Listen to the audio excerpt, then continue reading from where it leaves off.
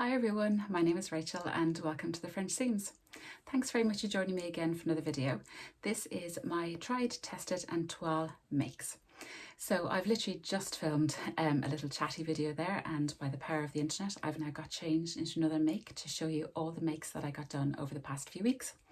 So thank you so much for being here again. I really do appreciate you taking the time out of your busy day to watch my videos. So if you'd like to catch up on the previous video where I talked about all the things and everything I've been getting up to, I'll link it below if you are interested. It's a long video, it's a chatty video, I do apologise. So without further ado, I will get started and show you the first make that I got done. So all the fabrics in my makes are from the fabric counter, and I bought them relatively recently after a lovely Dublin sewing meetup. We all went in and had a little bit of a look around, which was so nice.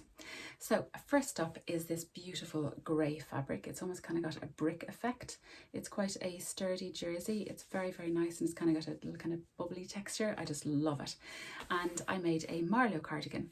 So I'd made a Marlo last year in the long line version and I never really got on with it, and then just around Christmas time I cropped it off and I found that I far preferred the cropped version. So I made a size 4. So in the cropped version I made before Christmas I sized down to a 2, which I think is a little bit too small. But my measurements put me in an 8, grading to a 10, grading to a 12. But I really do like this pattern, and I thought I had to look at the finished garment measurements, and a size 4 actually looked pretty good, and I'm very happy with the result. I did add 1 inch to the bodice. That's all I did. I'm 5'9", so if I stand up and show you, this is what it looks like. So I'm just very happy. So it's quite boxy. It's got a drop sleeve. I have a little label here that says make. I haven't put on buttons, and I don't know, will I? I quite like it without the buttons, and I kind of think my sewing machine would cry if I tried to ask to do buttonholes on this fabric, so I might leave it. I quite like it the way it is. So yeah, very happy with this, and I think it's the perfect length. And I've got it on with this is my Tilly and the Buttons Freya cowl neck, the detachable one, with a Tabitha neckline, which I think they look quite nice together, and a pair of black ready-to-wear jeans. So yeah, I really like this outfit actually, and I've recently worn this cardigan and the top with a Megan Nielsen Brumby skirt, and I think that looks really nice too. So I think I'll be making all of these again in the future. One other change I made was that because this doesn't have too much stretch in one way, I put the cuffs on the other way around just to give them a bit more stretch, which I'm pleased I did actually. But yes, I didn't make any other alterations, and I think the size 4 fits really well. So if you are thinking of making this, I absolutely love the pattern. It came together so quickly. It gives you 2 options to do the neckband, the kind of the easier way or the trickier way, and I totally went for the easier way, which is basically just put it on like you would a neckband. The other way is far neater looking, but I can't really do justice to that with all the top stitching and stitch in the ditch and everything. Not for me. So just put on a neckband and it's perfect. I think from cutting out to making, I think maybe took an hour and a quarter, maybe, if that. Super speedy and a really nice make. So yeah, just have a look at the sizing if you are going to make it, and because you might need to size down. It's quite oversized. But yes, love this make. So next up is a toaster sweater, and this is what I was wearing in my previous video. So just taking it off. And it is in this beautiful red cable knit fabric. I just love this colour, and I think I did pretty well on the pattern matching. Not bad, and on the hemband. So love this make. This is a Soha 7 pattern.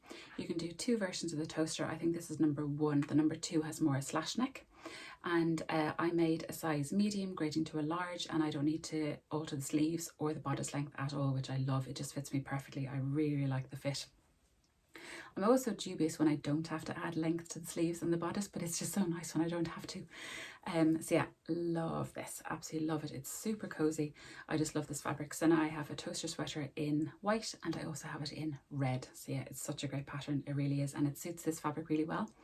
I think if I do make this again, I might put in a bit of knit interfacing into the neck. It's just a little bit floppy, so I think a little bit more structure would be good. But yeah, overall just love these, and I've just been wearing them so much. It's great. And again, this fabric was from the fabric counter, and I think they have it in a number of colours actually, but I'll link everything below anyway. The fabric counter is a great shop here in Dublin.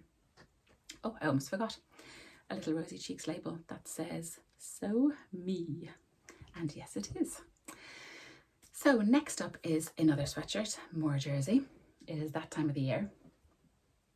And this is a second make of a make I made before. So I made the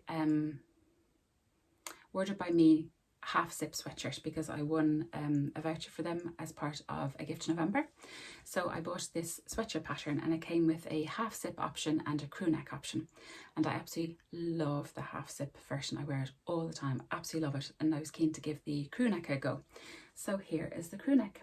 And this is in the most squishiest, loveliest sweatshirting. It's just gorgeous. So it's a lovely blue colour with dashes, and I bought a ribbing as well that matches quite nicely, but the inside is all fleece and it's just, oh, what is my hair doing? And it is just gorgeous. Look how fleecy that is, and this has been washed. It's just lovely and it's super stretchy and super comfy, and I've been wearing this so much. I've just actually noticed that some kind of, I don't even know what that is. Yeah, I've been wearing it that much. And for this one, I put in a lovely little label as well with a koala bear, which my two boys love. So yes, absolutely love this sweatshirt.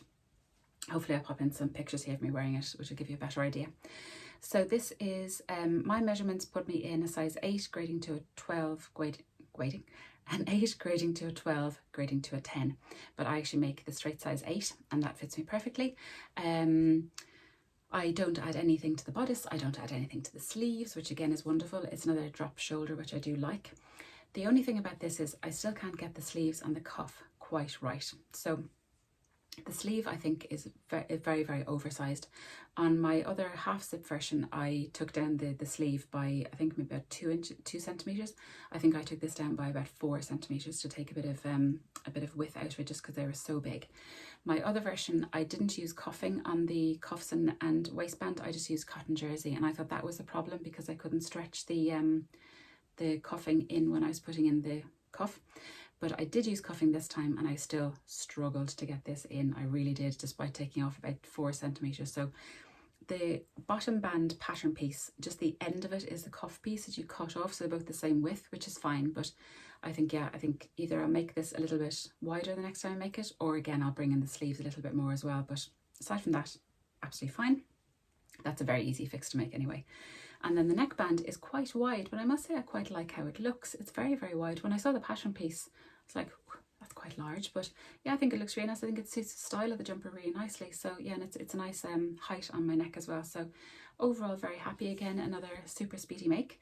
And as I think it's downstairs, I made a matching beanie as well, because that's what I do with sweatshirts, because you can make a beanie and a sweatshirt out of 1.5 meters of fabric, which is wonderful, and you don't have barely any scraps left over, which is great. So this is the Wardrobe by Me half zip sweatshirt crew neck version. I think that's all I have my little notebook here. I think that's all. Yeah, did I say 2 inches or 2 centimeters? Maybe, no, I could never have taken 2 inches out of it. I think it was 4 centimeters. Anyway, I'll put all the details below. The next thing I got made up was little dinosaur jumpers for my two boys. And so I made them both matching jumpers. I made them the, so it's actually a pajama pattern, but it's a lovely sweatshirt pattern. And so I made one of these each. This probably is my younger boy's one. He's just in the size range now, which is great. He just turned 2. And they came out really, really well. It's the cutest little dinosaur fabric. And I did put this out a few videos ago actually, that I had this grey, quite thin French terry left over, and I was going to see could I chop it up, because it was a, why can I never remember the name of it? I've forgotten, it'll come to me. I had a t-shirt made up in it anyway, and I was going to take it apart and see could I remake it into another jumper, just because I wasn't making it. Mandy boat tee, that's what it is, Mandy boat tee. But I ended up using it as the contrast for these jumpers, and it worked out perfectly, because it's quite a thin French terry, and it worked out absolutely perfectly. So this is my younger boy's one, and I've got, did I put a label on them? I thought I did. Maybe I didn't. Oh dear. So this beautiful dinosaur fabric is very, very cute. So I made them both matching jumpers for my little boy's birthday, which they looked super cute in. And then one night, randomly going to bed, my older boy didn't have any pyjamas. There was none clean, none in the hot press. So what do we do?